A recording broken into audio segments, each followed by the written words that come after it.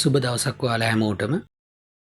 අද මං ගෙනාවේ PC එකක් සේවිස් කරගන්න විදිහ ඔයාලට පෙන්වන්න. මේ තියෙන්නේ අපිට ආපු PC එකක්. අපිට අරන් එනකොට බලන්න හොඳටම ඩස්ට් එක තියෙනවා ෆෑන් වල, බෝඩ් එකේ හැම තැනම ඩස්ට් එක. ඔයාලට පේනවා ඇති සාමාන්‍ය මේක අවුරුද්දකින් විතර වගේවත් සේවිස් කරලා නැහැ. එහෙම සේවිස් කරේ නැති වෙච්චාම තමයි ඉක්මනටම කම්පියුටර්ස් ලෙඩ එන්නේ. VGA කාඩ් එකේ එහෙමත් හොඳටම ඩස්ට් එක.